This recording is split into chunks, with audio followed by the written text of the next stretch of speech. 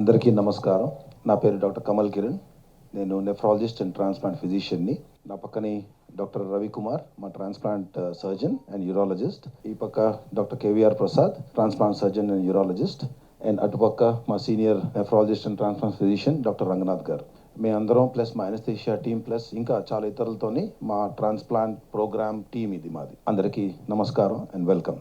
మేము అనౌన్స్ చేసేది ఏంటంటే, మేము ఈ కోవిడ్ టైమ్స్లోని పోయిన ఒక సంవత్సరంలోని 100 కిడ్నీ ట్రాన్స్ప్లాంట్స్ అంటే కిడ్నీ మార్పిడి శస్త్రచికిత్సని పరిపూర్ణంగా విజయవంతంగా సాధించాం మేము. ఇది ఎందుకు మహత్వపూర్ణం ఏంటంటే, కోవిడ్ టైమ్స్లో ట్రాన్స్ప్లాంట్ చేయడమే అసలు ట్రాన్స్ప్లాంట్ చేయడమే కష్టం. ట్రాన్స్ప్లాంట్లు చేయొద్దు అని స్టార్టింగ్లోని వెస్టర్న్ మీడియాస్ నుంచి అన్నింటి నుంచి వచ్చిందనమాట. ఎందుకంటే ఫస్ట్ ఆఫ్ ఆల్ మన జనాన్ని బయటకే తిరగొద్దు అంటున్నారు, హాస్పిటల్స్కే రావద్దు అంటున్నారు, ఏం ప్రాబ్లం ఉన్నా కూడా హాస్పిటల్కి రావద్దు అన్నారు. ఫస్ట్ వేవ్ అందరూ చూసుంటాం మనం. పేషెంట్స్, మా డయాలసిస్ పేషెంట్స్ వేరే ఊరు నుంచి లేకపోతే పక్క ఏరియాస్ నుంచి కూడాను బయటకు వాళ్ళు కారులోని అక్కడ రావడానికి పోలీస్ బందోబస్తులు, స్ట్రిక్ట్ సెక్యూరిటీతో ఎవరు హాస్పిటల్ కూడా రాలేకపోయారు. కానీ తర్వాత మెల్లిగా మా డేటా ఏం తెలిసిందంటే, కోవిడ్ పేషెంట్స్కి ఎస్పెషలీ కోవిడ్ వచ్చిన వాళ్ళు ఫస్ట్ వేవ్లో ఎల్డర్లీ పీపుల్, సెకండ్ వేవ్లోని డయాబెటిక్స్, కొంచెం లావుగా ఉన్నవాళ్ళు, అండ్ ఇప్పుడు ఈ థర్డ్ వేవ్లోని CKD patients, kidney failure patients బాగా ఎఫెక్ట్ అవుతున్నారు.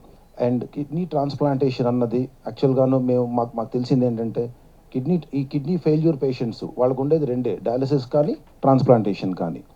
అండ్ డయాలసిస్ మీద ఎక్కువ రిస్క్తో ఉన్నారు వాళ్ళు because of covid. Dialysis and మరణించడానికి ఛాన్సెస్ ఎక్కువ, హాస్పిటల్లో వచ్చి అడ్మిట్ అవ్వడానికి ఛాన్స్ ఎక్కువ, సీరియస్ అవ్వడానికి ఎక్కువ.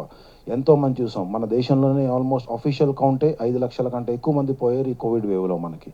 అండ్ లక్షల కొద్ది మంది హాస్పిటల్లో అడ్మిట్ అయ్యి వెంటిలేటర్స్ మీద వాటి మీద ఉండి మెల్లిగా కష్టపడి బయటపడ్డారు. ఇప్పుడు కూడా Covid effects, long term effects, side effects అన్నీ వస్తూనే ఉన్నాయి జనాలకి.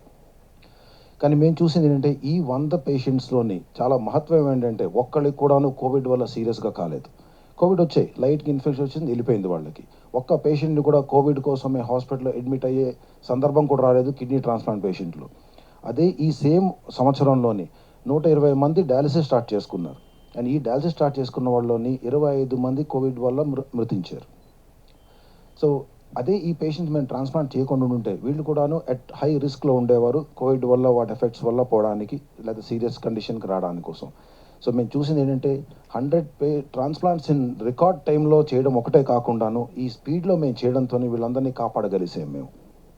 వాళ్ళకు ఒక సెకండ్ లీజ్ ఆఫ్ లైఫ్ అంటాం. కిడ్నీ ఫెయిల్యూర్ వచ్చిన పేషెంట్కి లైఫ్ లాంగ్ బతకాలి, బాగుండాలి అంటే డయాలసిస్ మీద ఎక్కువ రోజులు బతకడమే కష్టం, కోవిడ్ లేకపోయినా కూడా. ఒక పేషెంట్ డయాలసిస్ స్టార్ట్ చేస్తే 3 సంవత్సరాలు, 4 సంవత్సరాలు, 5 సంవత్సరాలు చూస్తాం వాళ్ళు లైఫ్ నడిపించడం వాళ్ళకి. రఫ్గా మనం మెడికల్ టర్మ్స్, మ్యాథమెటిక్స్లో చెప్పాలంటే, ఇవాళ 100 మందికి మనం డయాలసిస్ మొదలు పెడితే 3 సంవత్సరాల్లో సగం మంది ఉండరు, 5 సంవత్సరాల్లో 10-15 మంది బతుకుంటారు. యంగ్ చిన్న వయసు ఉన్నవాళ్ళు, షుగర్ లేని వాళ్ళు, హార్ట్ ప్రాబ్లం లేని వాళ్ళు ఈ 5-6 సంవత్సరాలు తొయ్యొచ్చేమో. కానీ ఎంతైనా కూడా వారానికి 3 సార్లు హాస్పిటల్కి వచ్చి రక్తాన్ని శుద్ధి చేసుకొని 4 గంటలు డయాలసిస్ చేయించుకుంటూ ఇంటికి వెళ్తూ ఉండాలి. వారానికి 3 సార్లు వస్తున్నామంటే సగం టైం ఇక్కడే ఉన్నట్టు అయిపోయింది. సో వీళ్ళ జీవితాలు ఆగిపోతాయి. ఒక ఉద్యోగం చేసుకోవడం కష్టం, ఒక పెళ్ళికో పేరెంటానికి వెళ్ళడం కష్టం, ఒక ఊరికి వెళ్ళడం కష్టం, ఏమైనా కష్టమే. ఒక బైక్ తోలాలంటే కష్టం, ఒక కార్ తోలాలంటే కష్టం వీళ్ళకి. సో డయాలసిస్ కోసమే బతుకున్నట్టు అయిపోతుంటుంది వీళ్ళకి. అదే వాళ్ళకి ట్రాన్స్ప్లాంట్ చేస్తే ఒక కొత్త జన్మనిచ్చినట్టు అయిపోతాం మనం. ట్రాన్స్ప్లాంట్ తర్వాత వాళ్ళు హాస్పిటల్కి వచ్చే అవసరం లేదు, జస్ట్ మందులు తీసుకోవాలి, నెలకు ఒకసారి వచ్చి మమ్మల్ని కలుస్తూ ఉండాలి. ఈ కాలంలో ట్రాన్స్ప్లాంట్స్ బికాస్ ఆఫ్ ఆధునిక మెడిసిన్స్ వల్ల, మంచి టెక్నాలజీస్ వల్ల, బెటర్ సర్జికల్ టెక్నిక్స్ వల్ల ఈజీగాను 15-20 సంవత్సరాల వరకు కిడ్నీ ట్రాన్స్ప్లాంట్స్ యావరేజ్గా నడుస్తాయని చెప్తాం మనం. అదే డయాలసిస్ మీద ఒక 3-5 సంవత్సరాలు కూడా తోయడం కష్టమే. అండ్ ట్రాన్స్ప్లాంట్ అయిన వాళ్ళు అన్ని పనులు చేసుకోవచ్చు, వాళ్ళ ఉద్యోగాలు చేసుకోవచ్చు, వాళ్ళ బిజినెస్లు చేసుకోవచ్చు, పెళ్ళిళ్ళు చేసుకోవచ్చు, పెళ్లి చేసుకున్న అమ్మాయిలు పిల్లల్ని కూడా కనొచ్చు. అది ట్రాన్స్ప్లాంట్ ఇచ్చే మహత్వమైన ఒక కొత్త జీవితం వీళ్ళందరికీను. సో ఫైనల్గా మళ్ళీ చెప్పడం ఏంటంటే, ఒకటి, ఈ హాస్పిటల్ మాకు సపోర్ట్తోని ఎంత అద్భుతమైన సపోర్ట్ ఉందంటే మాకు, ప్లస్ పేషెంట్స్ని కోవిడ్ టైంలో కూడా ట్రాన్స్పోర్ట్ చేయించడం ఇంతవరకు. ఎందుకంటే మనకి పోలీస్ బందోబస్తులు, వాళ్ళ రిస్క్ ఆఫ్ ఇన్ఫెక్షన్స్ అన్నిటితో ఇక్కడ తీసుకొచ్చి కోవిడ్ ఫ్రీ క్లైమేట్ చేయించుకొని హాస్పిటల్ ఒక సెపరేట్ అవుట్ పేషెంట్ బ్లాకే పెట్టాం, non COVID outpatient block అని చెప్పేసి. ఇక్కడ వీళ్ళని చూసుకుంటూ కోవిడ్ కోసం ఏమేమి చేయాలో అలాంటి ట్రీట్మెంట్స్ అన్నీ చేసుకుంటూ 100 ట్రాన్స్ప్లాంట్ సాధించగలిసాం. వీళ్ళకి ఆపరేషన్ చేయాలంటే వాళ్ళకి కొంచెం కోవిడ్ ఉన్నా కూడా మాకు కూడా రిస్కే. అండ్ మా నుంచి వాళ్ళకు కోవిడ్ వచ్చే కూడా అవకాశాలు ఉంటాయి. ఎవరికైనా ఎక్కడి నుంచి కోవిడ్ వస్తుందో మనకు తెలియదు మనకి. సో ఇలాంటి సందర్భంలోని 100 ట్రాన్స్ప్లాంట్ చేయడం మాత్రం ఇట్ వాస్ మేమే స్టన్ అయ్యాం, ఇంత బాగా చేయగలిసామని. ప్లస్ వీళ్ళందరినీ స్టార్టింగ్లోని రిస్క్లో పెట్టే అవసరం కూడా లేదు, ట్రాన్స్ప్లాంట్ చేస్తే బాగా అయిపోతారు. ఎందుకంటే కోవిడ్లో వన్ ఆఫ్ ద ట్రీట్మెంట్స్ స్టిరాయిడ్స్తోనే కోవిడ్ పేషెంట్స్ మెజారిటీ మందిని మనం కాపాడగలిసాం. అండ్ ట్రాన్స్ప్లాంట్ పేషెంట్ అందరికీ స్టిరాయిడ్ ఇస్తాం ఆటోమేటిక్గా. సో ఈ స్టిరాయిడ్స్ వల్లే ప్రాబ్లీ వాళ్ళు సేఫ్టీ జోన్కి వచ్చేస్తున్నారేమో. ప్లస్ ట్రాన్స్ప్లాంట్ అయిన తర్వాత కొన్ని జాగ్రత్తలు తీసుకుంటారు, మాస్కులు కరెక్ట్గా వేసుకోవడం, ఆ టైంలోని జనాలకు నుంచి కొంచెం దూరంగా పెట్టుకోవడానికి ట్రాన్స్ప్లాంటేషన్ ఆటోమేటిక్గా చేస్తారు. అవి వీటన్నిటి వల్ల వీళ్ళ లైఫ్ స్టైల్ మోడిఫికేషన్ వల్ల, మన ఇచ్చే మెడిసిన్స్తోని, వాళ్ళు తీసుకునే జాగ్రత్తలతోని, ప్లస్ ట్రాన్స్ప్లాంట్ తర్వాత కిడ్నీ ఫంక్షన్ నార్మల్ అయిపోతుంది, వాళ్ళ క్రియాటిన్ నార్మల్ అయిపోతుంది. దీంతో వాళ్ళకు ఒక నార్మల్ లైఫ్ వచ్చేస్తుంది వాళ్ళకి. సో మెడికవర్ హాస్పిటల్ నుంచి మేము ఈ 100 ట్రాన్స్ప్లాంట్స్ నుంచి దీన్ని సెలబ్రేట్ చేస్తూను, ఆ సెలబ్రేషన్ ఆ నెంబర్ అని కాదు, కానీ వీళ్ళందరికీ ఒక జీవితాన్ని పోయగలిసాం మనం.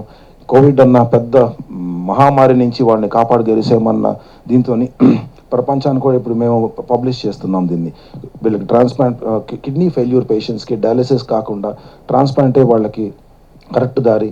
కోవిడ్ లేకపోయినా కూడా కరెక్ట్ దారి. ఇప్పుడు కోవిడ్ వచ్చిన తర్వాత ఇంకా ఎక్కువగాను ఈ ఇంపార్టెన్స్ వచ్చింది వీళ్ళకి ట్రాన్స్ప్లాంట్ చేస్తేనే చాలా మంచిది అని. ఈ 100 ట్రాన్స్ప్లాంట్స్లో చాలా చాలా అద్భుతాలమైన ట్రాన్స్ప్లాంట్ చేసాం. ఒక 19 ఏళ్ళకు కుర్రాడు కిడ్నీ ఫెయిల్యూర్తో వచ్చాడు. కిడ్నీస్ ఎందుకు ఫెయిల్ అయ్యో కూడా సరిగ్గా తెలియదు మనకు. వచ్చేసరికి 2 కిడ్నీలు చిన్నవైపోయి ఉన్నాయి. వాళ్ళ తల్లి తనకి దానం చేసింది, వాళ్ళని కిడ్నీ ట్రాన్స్ప్లాంట్ చేసాం, బాగానే ఉన్నాడు. బెంగళూరు నుంచి ఒక వ్యక్తి వచ్చాడు, ఆయన వయసు 69 ఏళ్ళు. నార్మల్గాను ట్రాన్స్ప్లాంట్స్ 60 ఏళ్ళు దాటితే జనాలు ట్రాన్స్ప్లాంట్స్ చేయరు హాస్పిటల్స్లో, ఎందుకంటే 60 ఏళ్ళ తర్వాత ఇంకేం చేస్తాం ట్రాన్స్ప్లాంట్ అని. కానీ మాకు తెలుసు వీళ్ళందరికీ ట్రాన్స్ప్లాంట్ చేస్తేనే ఇంకా ఎక్కువ లైఫ్ వస్తుందని చెప్పేసి. సో 62, 63, 65 వరకు రెగ్యులర్గా చేసేవాళ్ళం. ఈ 69-year-old జెంటిల్మెన్ ఆల్మోస్ట్ 70 అయింది, మొన్ననే ట్రాన్స్ప్లాంట్ అయిన 2-3 రోజులకల్లా 70th బర్త్డే కూడా చేసుకున్నాడు ఆయన. ఆయన బెంగళూరు నుంచి వచ్చాడు. బెంగళూరులో ఎవరూ చేయనని చెప్తే ఇక్కడికి వస్తే నో ప్రాబ్లం అని చేసి మేము విజయవంతంగా ఆయనకి ఆపరేషన్ చేసి 2 నెలలు ఫుల్ ఆయన ఫాలోఅప్ చేసిన తర్వాత జస్ట్ ఒక 2 weeks బ్యాక్ బెంగళూరు వాపస్ పంపించాం. ఆయన ఒక షూ షాప్ ఓనర్ ఆయన. ఇప్పుడు వాపస్ వెళ్ళి ఆయన బిజినెస్ మళ్ళీ ఆయన చేసుకుంటున్నాడు. ఇట్లాగా ప్రతి ఇంట్లో ఒక మంచి న్యూస్ ఉందన్నమాట వాళ్ళందరికీ. ఒక విజయవంతంగా ఒక న్యూస్ ఉంది అందరికీ. ఎందుకంటే వాళ్ళ ప్రేమించిన వాళ్ళ ఇంటికి బ్రెడ్ విన్నర్స్ని కాపాడి వాపస్ వాళ్ళ ఇచ్చిన తర్వాత మళ్ళీ వాళ్ళ ఫ్యామిలీస్, వాళ్ళ లైఫ్స్ అని నార్మల్ అయిపోయి. అదే డయాలసిస్ అయింటే ఆయనతో పాటు ఒక మనిషి రావాలి, డయాలసిస్కి ఆయనతో పాటే ఉండాలి, ఇద్దరికీ పాపం టైం వేస్ట్. అండ్ నెక్స్ట్ ఏమైంది 3, 4, 5 ఏళ్లలో క్షీణించిపోయి అలాగా పైకి వెళ్ళిపోతూ ఉండాలి. So kidney transplantation saves lives, kidney transplantation gives life. నార్మల్గా మనం ట్రాన్స్ప్లాంట్ చేసేది నేను చెప్పినట్టు 19 ఏళ్ళ నుంచి మనం ఆల్మోస్ట్ 70 ఏళ్ళ వరకు ట్రాన్స్ప్లాంట్ చేసాం. రఫ్ యావరేజ్గా చెప్పాలంటే 30 ఏళ్ళ నుంచి 55 ఏళ్ళ మధ్యలో మెజారిటీ వాళ్ళు ఉంటారు వీళ్ళు.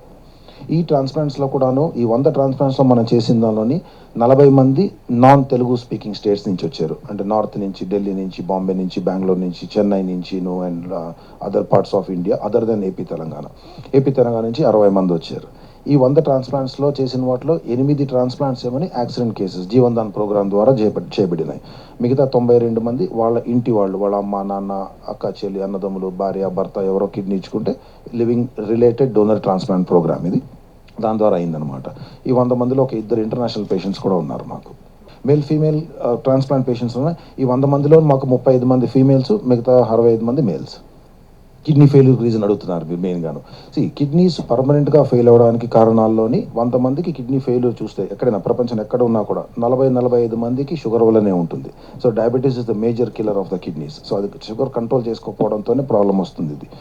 మిగతా 55 మందిలోని 10-15 మందికి అన్కంట్రోల్డ్ బ్లడ్ ప్రెషర్ వల్ల, పెయిన్ కిల్లర్ వాడడం వల్ల, లేకపోతే వంశపారంపర్యమైన ప్రాబ్లమ్స్ వల్ల, పాలిసిస్టిక్ కిడ్నీస్ అంటాం మనం, లేదంటే వాళ్ళకి పుట్టుకతోనే కొన్ని మాల్ఫార్మేషన్స్ కిడ్నీ వల్ల సరిగ్గా ఏర్పడకుండా ఈ అవయవాలు మెల్లిగా ఒక 20-30 ఏళ్ళ తర్వాత మెల్లిగా ఫెయిల్ అవ్వడం, లేకపోతే వాళ్ళ ఒంట్లోనే కొన్ని యాంటీబాడీస్ ఉంటాయి, మనందరికి యాంటీబాడీస్ ఉంటాయి, కానీ వాళ్ళ యాంటీబాడీస్ చెడుగా మారి ఈ కిడ్నీని డ్యామేజ్ చేసి, కిడ్నీని అటాక్ చేసి వాటిని చంపేస్తాయి. సో ఇవన్నీ కారణాలు మనకి కిడ్నీ ఫెయిల్యూర్స్కి. సో ఈ కిడ్నీ ఫెయిల్యూర్స్ వచ్చిన తర్వాత, పర్మనెంట్ కిడ్నీ ఫెయిల్యూర్ వచ్చిన తర్వాత ఇంకా జీవితం సాగదు. మన కిడ్నీ ఫెయిల్యూర్ ఎప్పుడు అంటాం, మనందరి కిడ్నీస్ 100% పనిచేస్తున్నాయి. వీళ్ళకి ఏదైనా ఎఫెక్ట్ అయ్యి ఆ కిడ్నీస్ ఒక 50% కంటే తగ్గిపోతే అప్పుడు మనకి క్రియాటిన్ ఒక టెస్ట్ పెరగడం మొదలు పెడుతుంది, 1.5కి వస్తుంది. చాలామంది అక్కడే నెగ్లెక్ట్ చేస్తారు దీన్ని, 1.5 దగ్గర నెగ్లెక్ట్ చేయడం స్టార్ట్ చేస్తారు. కానీ ఈ కిడ్నీస్ ఫెయిల్ అవుతూ మెల్లిగా తగ్గి 15%కి వచ్చేసరికి స్టేజ్ 5 కిడ్నీ ఫెయిల్యూర్ అంటున్నాం. అంటే 15% మాత్రం పనిచేస్తుంది, 85% పర్మనెంట్గా డ్యామేజ్ అయింది, అది వాపస్ రాదు మందులతో దేంతో కూడాను. సో ఈ 15కి వచ్చి 10% కూడా తగ్గగానే ఇంకా మా వాళ్ళకి రెండే దారులు ఉంటాయి. బతకాలంటే డయాలసిస్ చేసుకోవాలి, లేదా ట్రాన్స్ప్లాంట్కి వెళ్ళిపోవాలి. ఇమీడియట్గా వాళ్ళ ఇంట్లో డోనర్ ఇంకా రెడీ చేయడానికి టైం పడుతుంది కాబట్టి కొన్ని రోజులు డయాలసిస్ మీద పెట్టుకొని డోనర్కి మనం వర్కప్ చేసి మ్యాచింగ్ అన్ని చెక్ చేసుకొని మ్యాచింగ్ అంతా బాగున్న తర్వాత అప్పుడు మనం ట్రాన్స్ప్లాంట్కి తీసుకుంటామండి. This is the celebration of Medicover hospital. Thank you very much.